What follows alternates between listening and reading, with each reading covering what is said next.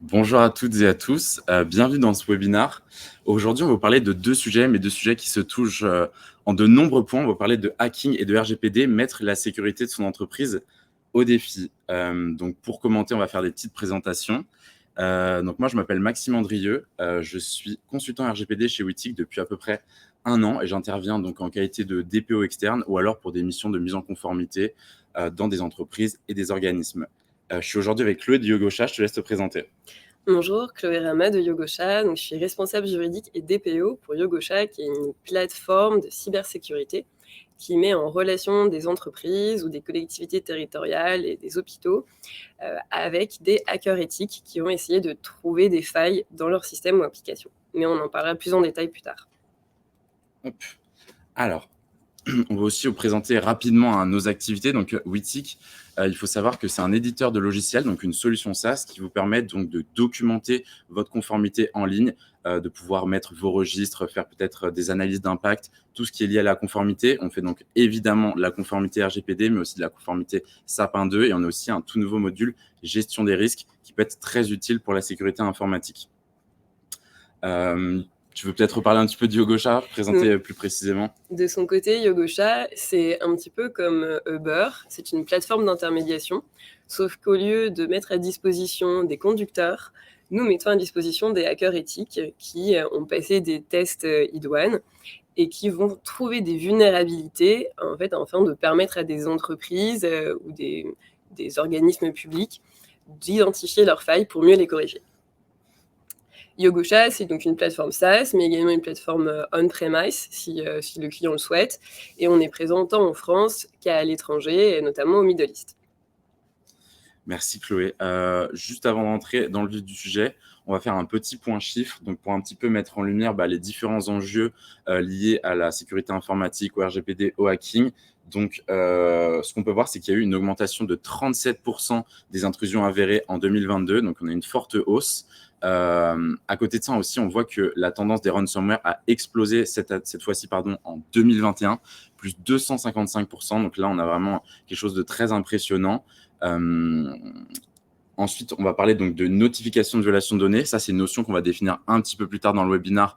Mais une violation de données, pour résumer, c'est globalement une intrusion dans un système d'information, donc dans votre entreprise, ou alors une fuite de données, une perte de données, de contrôle ou de confidentialité.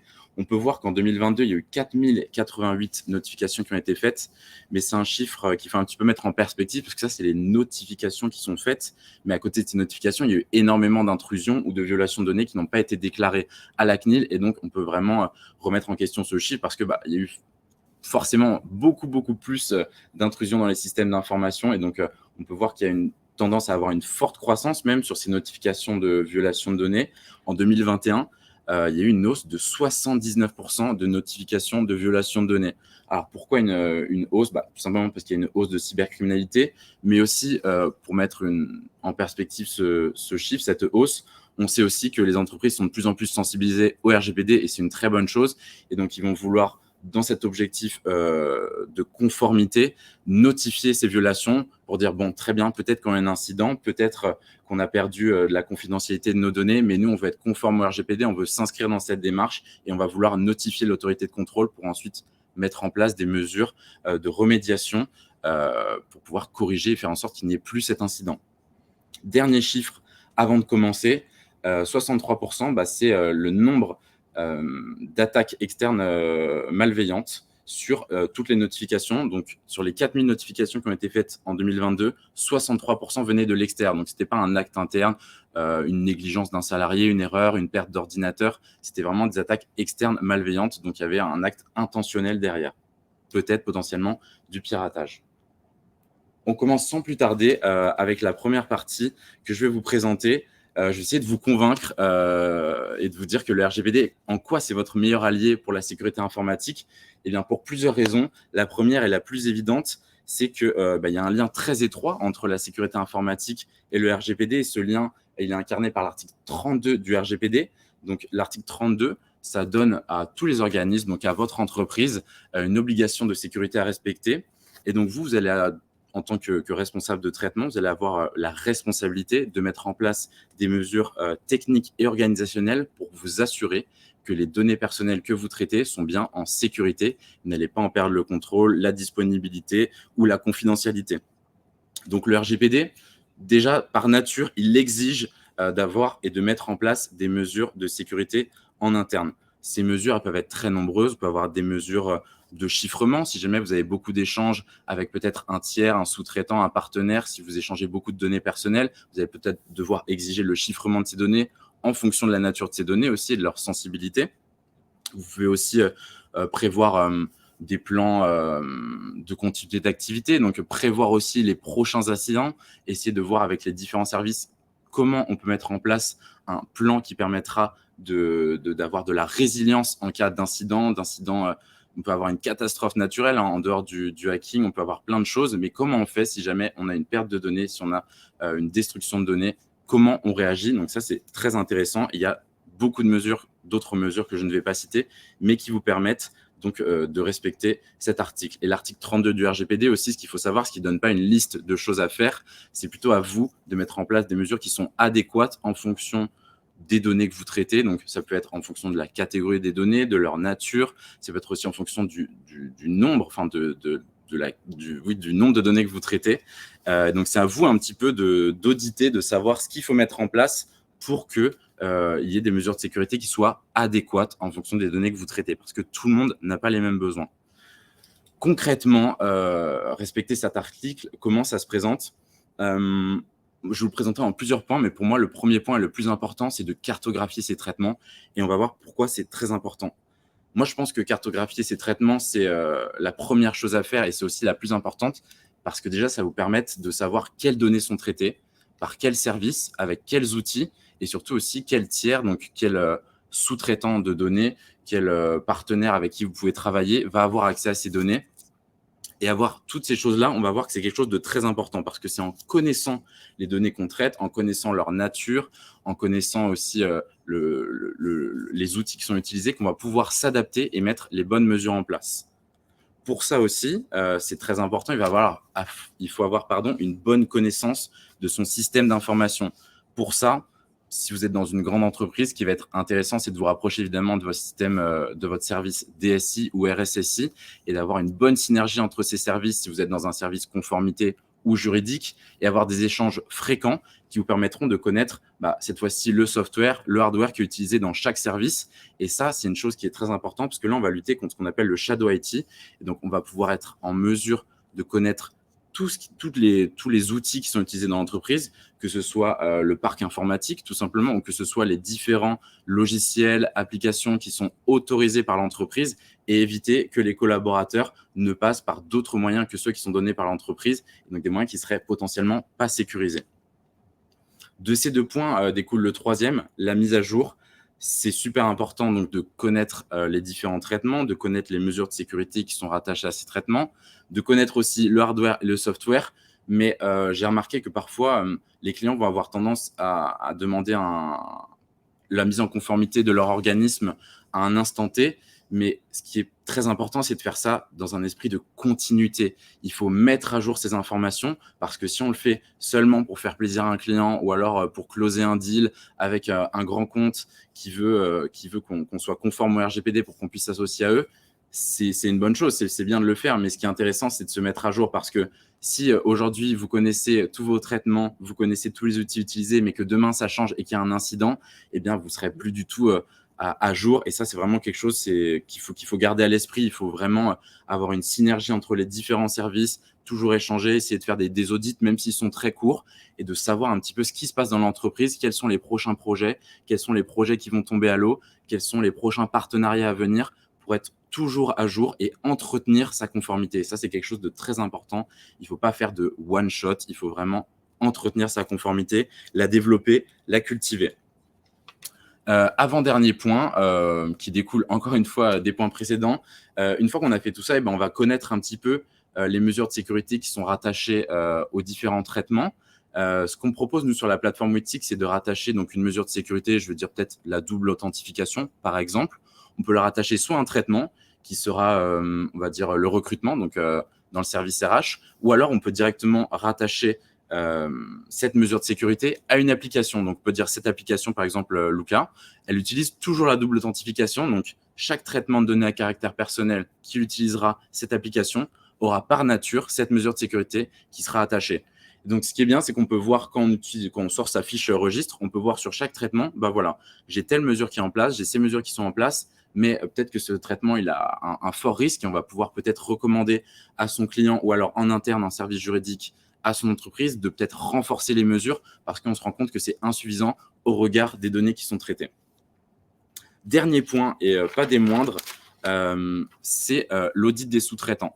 Donc, c'est très important d'avoir une cartographie, de la mettre à jour, de connaître les mesures de sécurité. Mais si on met toutes ces actions en place et qu'on le fait très sérieusement, mais qu'on s'associe avec un sous-traitant et qu'on contracte avec lui, mais que lui, de son côté, n'est pas aussi regardant sur la sécurité des données ou sur la conformité au RGPD de manière générale, là, on va prendre un énorme risque parce que nous, on aura investi dans notre conformité, on aura investi dans la sécurité informatique, mais on va nécessairement donc lui transmettre, il va y avoir un flux de données personnelles vers ce sous-traitant. Et si lui, de son côté, n'a pas les mêmes mesures ou n'a pas le même niveau d'exigence en termes de sécurité informatique, eh bien, on va partager un risque en cas de fuite de données ou de violation de données.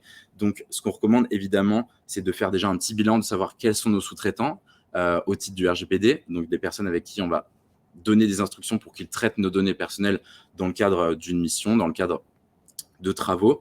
Et donc là, on va être obligé, parce que c'est une obligation au titre du RGPD, l'article 28, donc de faire un contrat, on peut appeler DPA ou une clause contractuelle type avec cette entreprise pour s'assurer qu'elle va mettre en place des mesures techniques et organisationnelles pour s'assurer de la sécurité des données qu'on va leur transmettre ou alors des données qui vont transiter pendant la vie de ce contrat. Ce qui est bien dans ce contrat, dans cette clause ou ce contrat, ça peut être une clause ou un contrat, c'est qu'on va organiser les devoirs et les obligations de chacun, donc du responsable de traitement et du sous-traitant. Et donc, on va pouvoir mettre en place des mesures aussi supplémentaires pour s'assurer que notre sous-traitant va bien mettre en place des mesures techniques et organisationnelles pour assurer la sécurité des données qui vont transiter dans la vie de ce contrat.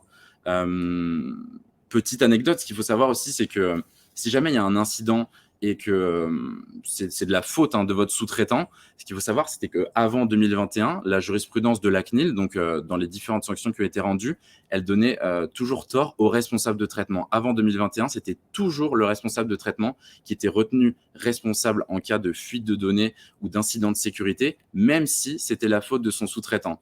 Depuis 2021, il y a plusieurs décisions qui sont revenues sur ce principe. La jurisprudence a changé. Donc maintenant, on a un partage du risque. Donc s'il y a un incident de sécurité, vous allez devoir partager le risque avec votre sous-traitant, quand bien même ce serait sa faute qu'il n'ait pas tenu ses engagements ou toutes les choses qu'il aurait pu, que vous exigez au sein des clauses contractuelles. Aussi, ce qu'il faut savoir, c'est que vous pouvez, dans ces clauses, exiger des choses supplémentaires. Vous pouvez exiger que cette entreprise avec qui vous allez vous associer, elle a un PCA, donc un plan de continuité d'activité, un PRA, et vous pouvez aussi exiger qu'elle fasse un pen test. Donc, Chloé, je te laisse présenter rapidement ce que c'est un pen test. Et donc, un pen test, c'est en fait un test d'intrusion où une personne en fait va être, on dit whitelistée par une tierce partie qui veut faire l'objet d'un pen test. Je suis sûre que vous avez eu des questionnaires lors d'appels d'offres qui vous ont demandé si vous mettiez en place des pen tests et de manière régulière ou non. Et finalement, c'est un moyen de se mettre en conformité avec l'article 32 et de tester l'efficacité de ces mesures. Puisque finalement, le RGPD, il ne vous demande pas seulement de mettre en place des mesures techniques et organisationnelles, il vous demande aussi de les tester. Or, malheureusement, aujourd'hui, le cycle de développement va être très rapide, notamment quand on est en start-up ou en scale-up. Et parfois, il n'y a pas assez de bande passante pour tester une nouvelle feature, une nouvelle fonctionnalité qu'on aurait mise en place. Donc finalement, le pen test, ça va vous permettre d'avoir une vision des failles ou des vulnérabilités. Et c'est un document qui va être intéressant et c'est quelque chose que vous pouvez valoriser lors d'un appel d'offres, mais également lors d'un rachat, lors de M&A. C'est souvent demandé pour que justement, soit si vous êtes sous-traitant ou si vous êtes juste client ou éditeur de logiciels, ça vous permet un peu de montrer patte blanche et de montrer que vous vous remettez en question ça part du constat humble que tous les sites internet ou applications ont des bugs et des erreurs, et qu'en fait, vous essayez de vous mettre à jour et de vous tenir au courant des failles que vous avez sur votre système d'information. C'est ça. Merci beaucoup. Et pour finir sur ce dernier point, donc l'idée à retenir, c'est voilà, pourquoi moi, je vais beaucoup investir dans ma sécurité, pourquoi je mettrais autant de choses en place, si c'est pour au final s'associer avec des personnes qui ne feraient pas la même chose. Donc c'est pour ça que c'est bien aussi d'avoir cette partie audit du sous-traitant. Donc quand on va s'associer avec quelqu'un, on va essayer un petit peu de le tester, de voir si lui, il est assez solide, si sa sécurité informatique est assez solide pour que je puisse m'associer avec lui et prendre le risque éventuellement qu'il y ait un jour une violation de données. Donc évidemment, on va avoir tendance à réduire ce risque au minimum et exiger de plus en plus de choses à son sous-traitant, ce qui est bien normal. Et ça, c'est une tendance qu'on a beaucoup remarquée. On passe à une deuxième partie. Incident de sécurité, réagir et prévenir. Je vais introduire un petit peu le sujet et c'est Chloé qui développera juste après. Moi, je vais introduire le sujet en définissant la violation de données. Donc, une violation de données, c'est un incident de sécurité d'origine malveillante, intentionnelle ou non, ayant comme conséquence de compromettre l'intégrité, la confidentialité ou la disponibilité des données. Donc, c'est tout simplement un événement qui va faire en sorte que vous allez peut-être perdre vos données ou alors les partager à des personnes qui n'étaient pas censées les voir ou y accéder, ou aussi vous pouvez perdre une partie de ces données. Donc, quand il y a un de ces incidents, on va devoir, nous, dans notre organisme, évaluer l'étendue de la violation. Donc, quelles étaient ces données, tout simplement, quelle était la nature de ces données, la catégorie, est-ce qu'elles avaient un caractère sensible, est-ce qu'il y avait combien de personnes étaient concernées. Et une fois qu'on a toutes ces informations, on a l'obligation de notifier l'autorité de contrôle.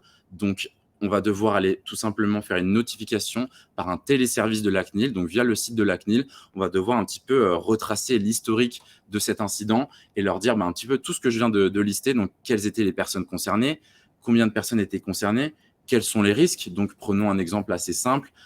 Imaginons qu'une banque partage ou perde le contrôle sur la liste de ses clients ou sur peut-être les RIB de ses clients, donc un événement dramatique. Donc, elle va devoir un petit peu évaluer le risque et communiquer à la CNIL, voilà, il s'est passé tel incident, j'ai tant de personnes qui sont concernées, ce sont mes clients et j'ai divulgué ces données-là. Et donc, les effets négatifs pour mes clients sont les suivants. Et donc, voilà, ça, c'est une obligation à mettre en place. Et donc, à partir du moment où il y a une intrusion, une fuite, une perte d'intégrité, on a l'obligation de notifier l'autorité de contrôle.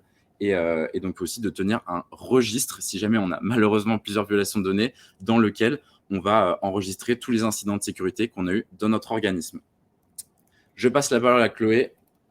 Et donc finalement, pour essayer de détecter en amont et pour éviter qu'il y ait des violations de données personnelles, il faut essayer de tester la sécurité de ces systèmes. Et pour ça, en fait, on peut recourir à ce qu'on appelle du bug bounty. Alors, qu'est-ce que le bug bounty? Ça n'a strictement rien à voir avec la friandise chocolatée du même nom. En fait, c'est un concept qui est apparu dès 1995 aux États-Unis. C'est la société Netscape qui l'a mis en place. Et finalement, ça permet de donner une compensation pécuniaire à un hacker qui a trouvé une faille dans un système d'information. Pourquoi? Parce que jusque-là, les hackers éthiques étaient juste récompensés avec des goodies. Et si finalement, très peu payés quand on compare avec ce que ça peut apporter comme bénéfice de savoir qu'il y a une faille dans un système d'information. Depuis 1995, le concept de bug bounty, finalement, s'est beaucoup propagé, a beaucoup évolué.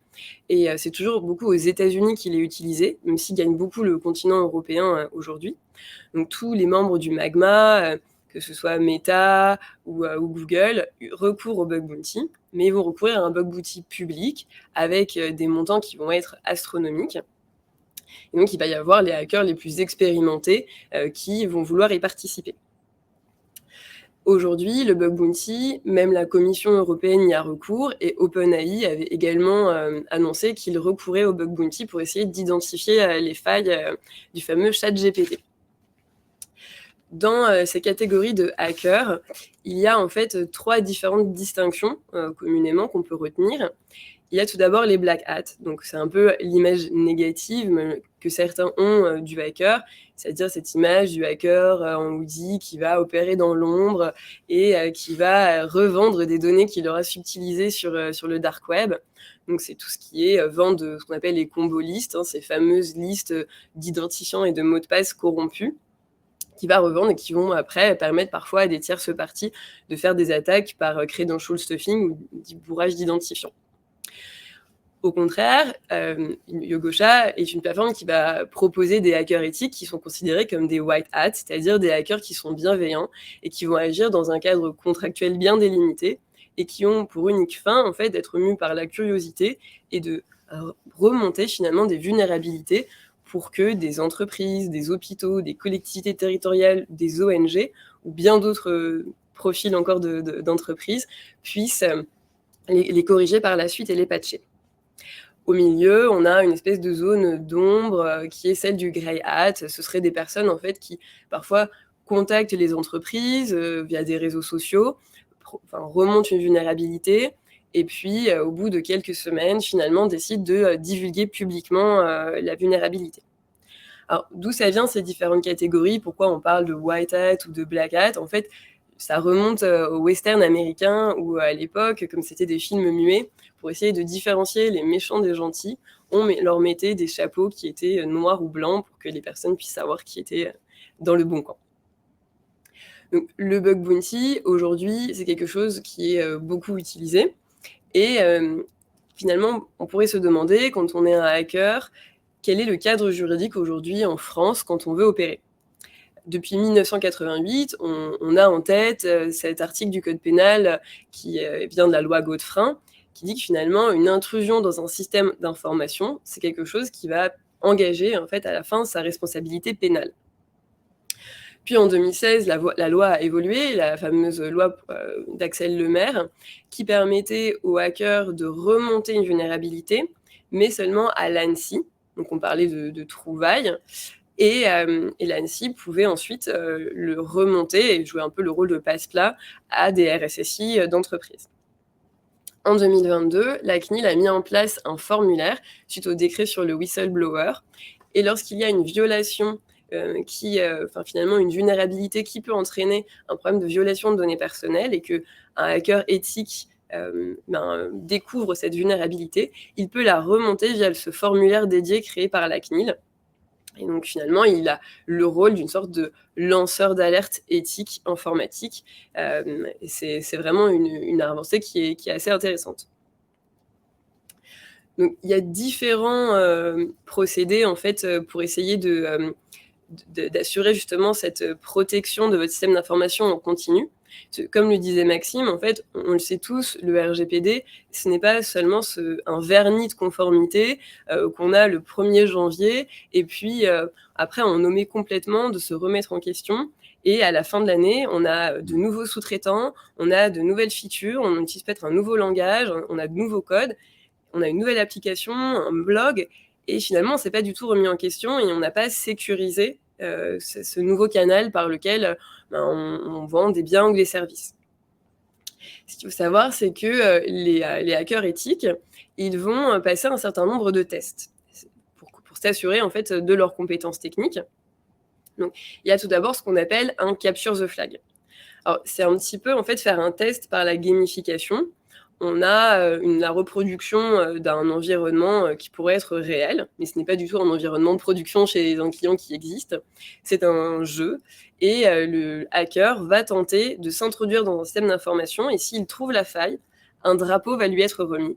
Et c'est seulement en fait 15% des hackers qui réussissent qui réussissent avec succès ce test, et il y en a seulement tous les 3 mois. Donc, il y a vraiment très peu de capture the flag, et c'est pour s'assurer des compétences techniques des hackers. Ensuite, on va checker leur capacité rédactionnelle, donc, parce qu'ils vont soumettre beaucoup de rapports dans lesquels ils vont décrire les vulnérabilités. On ne s'attend pas évidemment à ce qu'ils écrivent comme Proust, mais ces tests vont juste permettre de savoir si le hacker il est capable de bien décrire la faille pour que le client puisse la reproduire. Je suis sûre que vous avez tous utilisé des logiciels, vous avez parfois rencontré des erreurs et des bugs et vous avez oublié de faire une capture d'écran, et ensuite quand vous essayez de décrire en service support ce qui vous est arrivé, souvent vous êtes un peu mal en peine et vous n'allez pas décrire bien l'erreur qui est apparue. Donc en fait, c'est ces capacités didactionnelles qui vont en fait être analysées Et ensuite, s'il veut rejoindre la communauté Yogosha, on va vérifier son identité via un processus de KYC avec un prestataire de services de paiement qui est MangoPay. Et donc, va y avoir une vérification de son identité via son carte d'identité ou son passeport et également de son RIB. Donc, on peut avoir en fait un éventail de différents outils, différentes armes qui vont être finalement offensives et qui vont vous permettre d'identifier en amont de potentielles futures violations de données. On a d'un côté le bug bounty qui va être un process continu, donc ça permet vraiment de vous mettre en conformité avec l'article 32 du RGPD. On a le Vulnerability Disclosure Program, encore appelé VDP, et on a les pentests dont on parlait au tout début. Finalement, quel est l'avantage de recourir au bug bounty? C'est que vous avez une communauté de pairs et qu'aujourd'hui, on part tous du constat que tous les systèmes et applications ont des erreurs et des bugs, et surtout qu'il y a une pénurie des profils de développeurs en sécurité.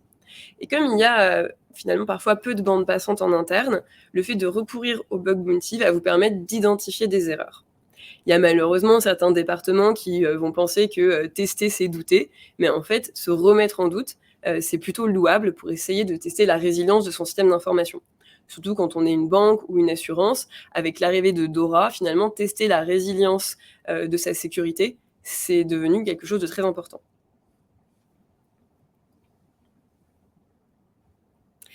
Donc, le bug bounty, ça va vous permettre d'éviter des violations de données personnelles et littéralement, si on le traduit, c'est une chasse à la vulnérabilité.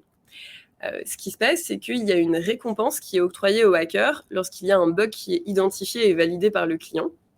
Et plus la faille va être critique, plus la récompense est haute. Mais c'est le client qui décide le montant qu'il décide d'octroyer lorsqu'il y a une faille qui est critique.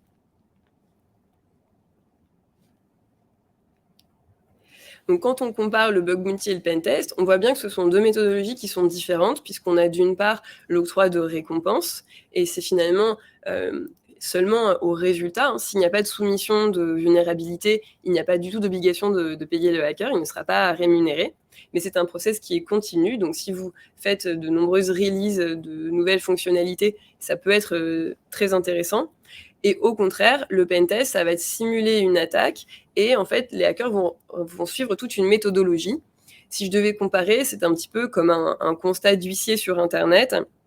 Vous voyez qu'il va décrire toutes les étapes qu'il va suivre. Eh bien, c'est un petit peu la même chose sur un pentest et on est sur une prestation de service qui est assez courte puisque ça a seulement lieu souvent sur une période de 3 à 5 jours. Et ensuite, la plateforme Yogosha, elle permet aussi de recourir à ce qu'on appelle le Vulnerability Disclosure Program. Alors, qu'est-ce que c'est? Je suis sûre qu'en tant que RSSI ou en tant que DPO, vous avez pu être confronté à ce cas. Vous avez une tierce partie qui a contacté peut-être le support ou qui a contacté l'adresse DPO ou des alias ou qui vous a contacté personnellement sur les réseaux sociaux, que ce soit sur LinkedIn ou un autre réseau. En fait, vous ne savez pas vraiment comment gérer cette remontée. Parfois, elle va se perdre dans les limbes d'une boîte mail, elle ne va jamais être partagée et remontée au bon interlocuteur. Donc finalement, ça peut être dommageable si cette vulnérabilité qui est remontée était pertinente. Et j'aime bien décrire ça comme une sorte de boîte aux lettres sécurisée, le VDP. Aujourd'hui, si vous recevez une vulnérabilité via un simple mail, qu'il n'y a pas de clé PGP, le mail n'est pas chiffré. En fait, c'est très peu sécurisé de procéder ainsi. Donc, pour faire savoir aux personnes qui sont aguerries que vous acceptez les remontées dites sauvages et pour les canaliser et les centraliser, pour que finalement, à la fin de l'année, vous sachiez également combien il y a eu de vulnérabilités sur votre système ou sur une application en termes de KPI et de résolution. Si toutes les remontées que vous avez en interne et en externe sont trop disséminées, vous n'allez pas avoir une vision d'ensemble du paysage de sécurité en fait, de votre système d'information. Donc, le VDP, c'est insérer un fichier security.txt à la racine de votre site et en fait, les personnes aguerries vont savoir qu'elles vont pouvoir poster leur rapport via ce lien. Ça permet de les centraliser et vous n'êtes pas obligé de donner une rémunération, mais s'il y a une rémunération, à ce moment-là, on revient dans une sorte de bug bounty puisque le hacker devra passer un KYC pour se voir octroyer une rémunération. et c'est accessible à tous les hunters. Et donc, ça a un caractère un peu plus public, même si ça ne va pas être dans les mentions légales de votre site, puisque tout le monde ne va pas aller rechercher un fichier security.txt, il faut être participant, il faut être assez aguerri. En fait, ce qui est bien aussi avec le VDP et le Bug Bounty, c'est que vous allez pouvoir partager une charte, un code de conduite ou un contrat pour essayer d'ajouter une dose de confidentialité et toutes les exigences que vous pourriez avoir, surtout quand vous êtes dans des secteurs qui sont régulés et que vous êtes soumis à une autorité comme la CPR. Vous allez pouvoir reproduire vos mentions obligatoires et contraindre le hacker à respecter ses engagements avant qu'il ne vous transmette un quelconque rapport. Il y a de plus en plus d'avancées législatives en la matière. Je peux vous inviter à lire, il y a des rapports de l'ENISA sur le sujet, sur la remontée de vulnérabilité, pour essayer de protéger les hackers, puisque si les hackers ne sont pas protégés, ils peuvent craindre de remonter ces vulnérabilités et que leur responsabilité pénale soit engagée. Nos voisins belges ont mis en place une nouvelle loi il y a quelques mois qui permet justement de signaler des vulnérabilités informatiques. Et il faut que ce soit fait de bonne foi, c'est-à-dire qu'il faut que vous ayez vu cette vulnérabilité au cours de vos activités professionnelles ou personnelles. Si vous souhaitez inscrire votre enfant à une crèche, par exemple, et que vous voyez que le site est particulièrement mal sécurisé, vous remontez cette vulnérabilité et à ce moment-là, vous bénéficiez d'une irresponsabilité pénale. Il y a également la nouvelle directive NIS 2, en fait, qui invite notamment à recourir à des armes telles que le Bug Bounty ou le VDP ou le Pentest, puisque à partir du moment où vous fournissez des services digitaux en ligne, vous devez avoir testé ces derniers et à la fin de l'année, vous devez faire des rapports où vous allez communiquer au public le nombre de bugs ou erreurs que vous avez pu rencontrer.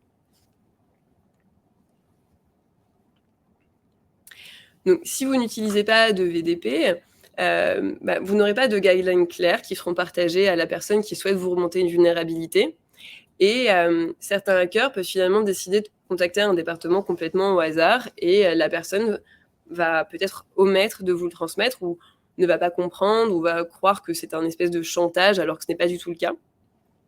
Et la demande peut être supprimée et un email, lorsqu'il n'est pas sécurisé, qu'il n'est pas chiffré avec une clé PGP, ce n'est pas un moyen de communication qui est sécurisé pour transmettre des rapports qui contiennent des vulnérabilités qui sont assez critiques. Pour terminer, je vais reprendre la parole et on va un peu revenir sur tous les impacts que pourraient avoir d'éventuels piratages, donc de manière générale, des violations de données. Ces impacts, ils sont au nombre de 4. Le premier, c'est évidemment l'impact réputationnel. Donc, lorsque vous faites face à une violation de données, donc que ce soit une perte des données ou alors une publication ou alors un acte externe malveillant, donc du piratage, du hacking, vous allez peut-être faire l'objet d'un article de presse, peut-être que ça va s'ébruiter dans votre milieu. Et donc là, l'impact réputationnel va faire tout simplement que vous allez perdre la confiance de vos consommateurs, de vos clients, de vos partenaires, de vos sous-traitants. Et ça, c'est quelque chose qui est évidemment pas à négliger parce que ça va, on va le voir, impacter forcément vos résultats financiers. Le deuxième impact, ça va être l'impact juridique. Lorsque vous avez une violation de données, il va falloir évidemment la notifier à l'autorité de contrôle, à la CNIL. Et donc là, vous allez peut-être potentiellement vous exposer à une sanction au titre d'un manquement à l'article 32, donc d'un manquement de mise en place de moyens techniques et organisationnels pour assurer la sécurité des données personnelles qui sont traitées. Donc ça, c'est évidemment quelque chose à ne pas négliger parce que de cette sanction peut découler éventuellement une sanction financière, donc une amende qui serait prononcée par la CNIL qui peut aller jusqu'à 20 millions d'euros ou 4% de votre chiffre d'affaires. Donc évidemment, c'est à ne pas négliger. Il y a également l'impact organisationnel que celui-ci, on a tendance, je trouve, à le négliger, mais lorsqu'on fait face à un piratage, lorsqu'on fait face à une fuite de données ou à tout autre incident, on peut avoir une désorganisation totale au sein de l'entreprise. Non pas parce qu'on est perdu, mais parce qu'on va devoir mobiliser énormément de ressources, soit pour se restructurer, soit parfois pour retrouver les données, soit pour peut-être payer une rançon si on fait face à un rançon logiciel, un ransomware. Et donc, cet impact organisationnel, il va nécessairement aussi faire baisser votre chiffre d'affaires parce que vous allez être mobilisé sur cet incident. Vous allez essayer de mettre en place de nouvelles mesures, vous concentrer peut-être pour fortifier et pour sensibiliser vos équipes à ces sujets. Mais pendant ce temps, c'est du temps que vous n'allez pas pouvoir mettre en place pour produire de la valeur. Et donc ça, c'est quelque chose qui à ne pas négliger. Et c'est aussi là tout l'intérêt de faire de la mise en conformité, de faire des tests d'intrusion, de faire du bug bounty de manière continue. La continuité, c'est vraiment quelque chose de très important parce que peut-être que c'est un investissement financier, aussi un investissement en termes de temps pour vos équipes, de se sensibiliser, de se former ou aussi de mettre au défi votre sécurité informatique au sein de votre organisation. Mais c'est un investissement parce que le jour où vous allez être frappé par un acte intentionnel ou non, par du piratage, bref, par une violation de données, là, vous allez être totalement perdu parce que vous n'êtes pas préparé à ces événements et on l'est jamais assez. Le dernier impact, il découle des 3 derniers que je viens de citer, c'est l'impact financier. C'est la conséquence de votre baisse de réputation, c'est la conséquence d'une sanction de la CNIL et de votre désorganisation au sein de l'entreprise qui va faire peut-être baisser votre chiffre d'affaires. Et donc ça, c'est l'impact souvent qui est le plus retenu, le plus important parce que c'est le plus marquant. On va avoir des chiffres qui sont faciles à retenir. Et pour ça, et ce sera mon mot de la fin, dans le rapport annuel de 2022 sur les fuites de données qui est publié par IBM, on apprend que les fuites de données, elles n'ont jamais coûté aussi cher qu'en 2022. Donc, sur 550 cas de violation de données et de fuites de données qui ont été étudiés par IBM, la moyenne donc, du coût d'une violation de données, c'est 4,3 millions d'euros. Donc, que ce soit en termes de désorganisation, de perte de chiffre d'affaires, de perte de confiance, ou alors aussi d'investissement à faire ensuite en termes de sécurité informatique. Vous allez devoir faire beaucoup d'audits ensuite. Vous allez devoir peut-être faire appel à des sociétés spécialisées qui vont aller chercher les différentes failles de sécurité. Donc voilà, il y a énormément de choses à mettre en place après la violation de données et aussi énormément de conséquences qu'il va falloir assumer une fois qu'il y a eu la violation de données. Donc voilà, je voulais terminer sur ce chiffre-là, 4,3 millions d'euros en moyenne sur 550 violations de données étudiées. Et donc je trouvais ça très impressionnant. On a terminé pour la partie présentation. Je vais arrêter le partage d'écran et on va aller regarder tout de suite vos questions, s'il y en a. Alors, je vois qu'il n'y a pas de questions, mais si vous en avez, n'hésitez surtout pas. On y répond avec plaisir. On est encore là avec vous pour un petit moment.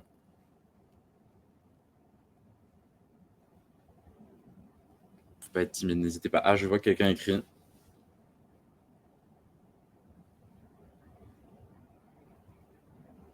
Merci, c'était très clair, super.